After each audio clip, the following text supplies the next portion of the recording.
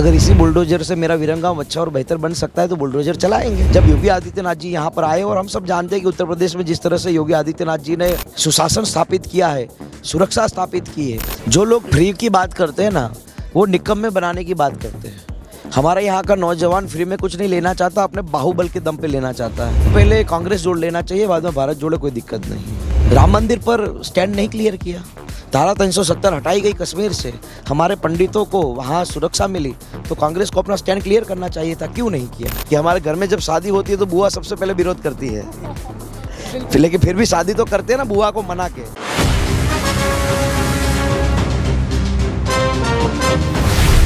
गुजरात के रण की हर एक रणनीति 182 विधानसभा सीटों की सटीक कवरेज, बीजेपी कांग्रेस आपके जंग की कहानी, पीएम मोदी के गढ़ से एनएमएफ न्यूज की जुबानी।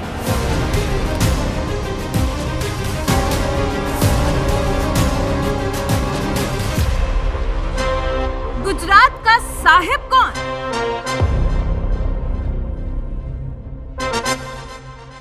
तो इस वक्त हम हैं अहमदाबाद के एक ऐसी सीट पर जहां से हार्दिक पटेल बीजेपी से अब की हुंकार भर रहे हैं। आज योगी आदित्यनाथ की यहां पर शानदार जनसभा थी। ऐसे में हार्दिक पटेल से ही जानते हैं कि माहौल क्या है यहां पर और कौन अब की गुजरात का साहिब बनने वाला है। देखिए, गुजरात में तो स्वाभाविक है कि भारतीय जनता पार्टी की ही लहर है, लेकिन 10 साल से यहाँ कांग्रेस का विधायक था, तो इस बार यहाँ पर भी भारतीय जनता पार्टी की लहर है। लोगों का भरोसा नरेंद्र मोदी जी के साथ और भारतीय जनता पार्टी के साथ बढ़ा है, क्योंकि उन्होंने यहाँ लोगों को सुरक्षा देने का काम किया है।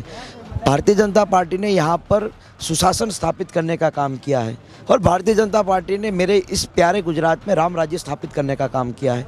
तो निश्चित रूप से इस बार हवा और साहब दोनों भारतीय जनता पार्टी के साथ जाएगा। तो 182 विधानसभा सीटें कितनी आप देख रहे हैं? हम देख रहे हैं, आप नहीं देख रहे हैं। हम तो पोल अभी कर रहे हैं, हम 30 तारीख को रिव्यू भी देंगे। आपके हिसाब से भी क्या कुछ लग रहा है? हमारे हिसाब से, आपके हिसाब से नहीं है, हमारे हिसाब से 150 से अधिक सीट है। आप कहना चाह रहे हैं, ठीक है। तो समझ गए कि 130 सीट मतलब शानदार तरीके से यहाँ पर बीजेपी 150। अगला सवाल ये कि आज उत्तर प्रदेश के मुखिया योगी आदित्यनाथ आए थे। बड़ा भौकाल रहता है बुलडोजर का, आपकी सभा में बुलडोजर ही बुलडोजर दिखाई दे रहा था। लोग उत्साहित होते हैं, यहाँ के नौजवान भी बहुत ही उत्साहित रहते हैं, तो उनकी इच्छा थी कि बुलडोजर भी हार्दिक भाई लाया जाए। मैंने कहा लाइए, मुझे कोई दिक्कत नहीं है, मुझे क्यों दिक्कत होगी?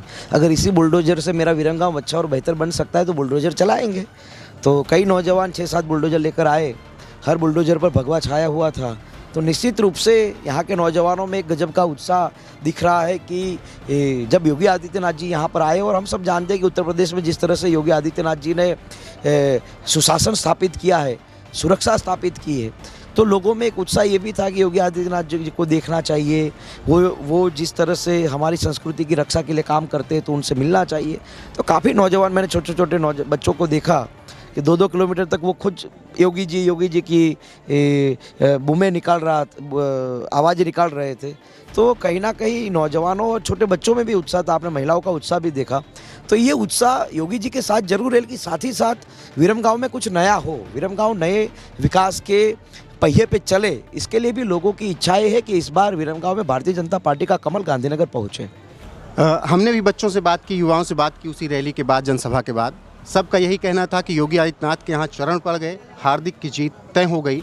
लेकिन मैं ये जानना चाहता हूँ कि विरमगांव के लिए क्या समस्या है जो हार्दिक सॉल्व करेंगे? नाथ परंपरा के सबसे बड़े संत है योगी आदित्यनाथ जी, तो निश्चित रूप से विरमगांव की इस ऐतिहासिक और पवित्र धरती पर उनके पाँव पड़े हैं, तो हम विरमगांव वासियों के धन्य है। साथ ही साथ ये विरमगांव, ऐसा कहा जाता है कि 1200 साल पुराना ये शहर है। अहमदाबाद तो 600 साल पुराना है, लेकिन विरमगांव 1200 साल पुराना है।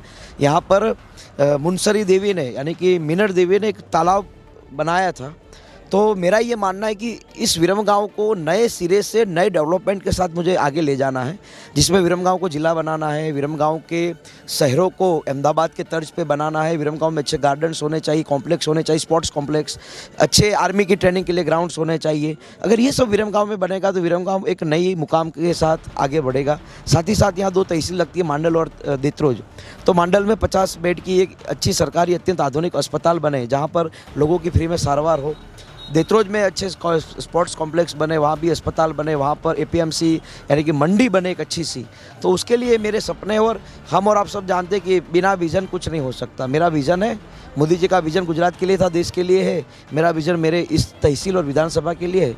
विज़न पे के साथ काम करेंगे। फ्री से याद आया, दिल्ली और पंजाब में सरकार चला रहे हैं केजरीवाल, वो कह रहे हैं कि 3,000 हर महीने बेरोजगारों को बिजली और लाइट फ्री देंगे। क्या आप सोच रहे हैं कि इसका असर यहाँ कुछ पड़ेगा? जो लोग फ्री की बात करते हैं ना, वो निकम्मे बनाने की बात करते हैं। हमारे यहाँ का नौजवान फ्री में कुछ नहीं लेना चाहता, अपने बाहुबल के दम पे लेना चाहता है। और वो बाहुबल का दम है कि उसको मेरिट के आधार पर रोजगार मिल जाए, मेरिट के आधार पर सम्मान के साथ नौकरी मिल जाए। और यहाँ पर हमारी जो कंपनियाँ, मांडल में बहुत सारी नेशनल और मल्टीनेशनल कंपनियाँ आई है, या सानंद में भी बहुत सारी नेशनल और मल्टीनेशनल कंपनियाँ हैं, लेकिन कांग्रेस के विधायक ने कभी भी इन नौजवानों को वहाँ रोजगार मिले उसके लिए लड़ाई नहीं लड़ी। मैंने अपने घोषणा पत्र में लिखा है कि जब मैं इन लोगों के आशीर्वाद से जब गांधीनगर जाऊंगा तो सबसे पहला काम करूंगा कि यहाँ की कंपनियों में मेरे नौजवानों को वहाँ नौकरी मिले। जहाँ प्यार से बात होगी वहाँ प्यार से करेंगे, और जहाँ दम लगा के करना पड़ेगा वहाँ दम लगा के भी अपने नौजवानों को नौकरियाँ दूंगा। मेरी तरफ से आखिरी सवाल, उसके बाद हमारी सहयोगी नम्रता के 2 सवाल होंगे।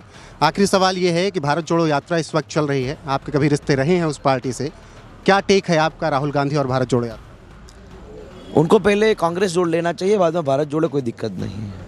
जो लोगों की, जिस नेता की पार्टी में ही टूटा फूटा बिखरा हुआ सब कुछ चीज़ें हैं, वो कहेंगे कि मैं भारत जोड़ रहा हूँ। हार्दिक को क्या बात चुभ गई जो छोड़ना पड़ा? राम मंदिर पर स्टैंड नहीं क्लियर किया, धारा 370 हटाई गई कश्मीर से, हमारे पंडितों को वहाँ सुरक्षा मिली, तो कांग्रेस को अपना स्टैंड क्लियर करना चाहिए था, क्यों नहीं किया? और जब अभी राहुल गांधी भारत जोड़ो यात्रा कर रहे हैं, उसमें मेगा पाटकर को लेकर क्यों घूम रहे हैं? यही मेगा पाटकर ने हमारे गुजरात में नर्मदा कैनल का पानी गाँव तक न पहुँचे इसलिए विरोध किया था। सहयोगी नम्रता के 2 सवाल हैं उसके। हार्दिक, मेरा एक ऐसा सवाल है, अगर आपको बुरा ना लगे तो मैं पूछूं। सवाल ये है, बहुत अच्छी बात है फिर तो। सवाल ये है कि कुछ लोग आपसे यहाँ पर भी नाराज़ हैं, क्योंकि हम पूरे गांव में सुबह से घूम रहे हैं, बहुत सारे लोगों ने आपका समर्थन किया। लोगों का ये कहना है कि पहले कांग्रेसी थे, अब बीजेपी में आ गए हैं, और वो लोग आपसे नाराज़ दिखे। उन लोगों को क्या कहेंगे? देखिए, मेरा काम क्या है, लोगों की सेवा करना। और जहाँ पर मैं था उन लोगों ने लोगों की सेवा करने से मना कर दिया, तो मैंने जहाँ लोगों की सेवा करना चाहा वहाँ पर मुझे मौका मिला। निश्चित रूप से मैं ये मानता हूँ, बहुत बड़ा तहसील है, अगर 1-2 लोग मेरा विरोध करेंगे तो मैं उनको कुछ नहीं कह सकता, विरोध करने का सबको अधिकार है। और महात्मा गांधी और सरदार वल्लभ भाई पटेल और भगत सिंह जब इस देश की आज़ादी के लिए लड़ रहे थे, तब भी लोग उनका विरोध करते थे। तो क्या विरोध के डर से वो घर बैठ गए थे? अगर घर बैठ गए होते तो हम आज़ाद नहीं हुए होते। तो विरोधी विरोध करेंगे। और गजब की बात है हमारी संस्कृति में कि हमारे घर में जब शादी होती है तो बुआ सबसे पहले विरोध करती है, लेकिन फिर भी शादी तो करते हैं ना बुआ को मना के। तो जो विरोधी हो गए उनको मना कर भी ये जो मिशन के साथ निकले, ये महाभारत है।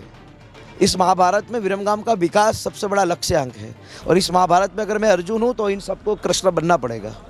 एक मेरा आखिरी सवाल है जिग्नेश मेवाणी को लेकर। उनसे पूछा गया कि आपको क्या लगता है हार्दिक पटेल ने बीजेपी क्यों ज्वाइन की, तो उन्होंने साफ साफ कहा कि मुझे एक प्रायोरिटी दिखाई देती है, एक वजह साफ दिखाई देती है, वो ये कि उनके ऊपर जो भी मुकदमे चल रहे हैं उनमें से 2-3 मुकदमे ऐसे हैं जिनके लिए वो 15 से 18 साल तक जेल में जा सकते थे। उनसे डर के उन्होंने बीजेपी अच्छा है। तो जिग्नेश भी वहाँ लॉन्ग टाइम रहे तो अच्छी बात है, वो भी कहीं हमारे साथ फ्यूचर में ना आ जाए।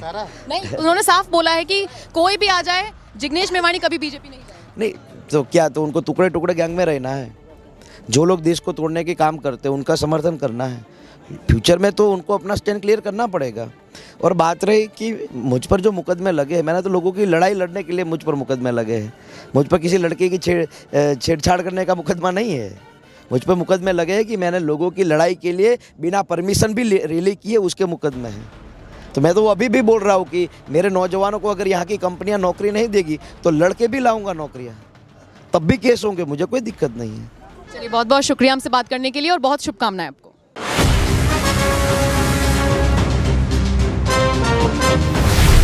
गुजरात के रण की हर एक रणनीति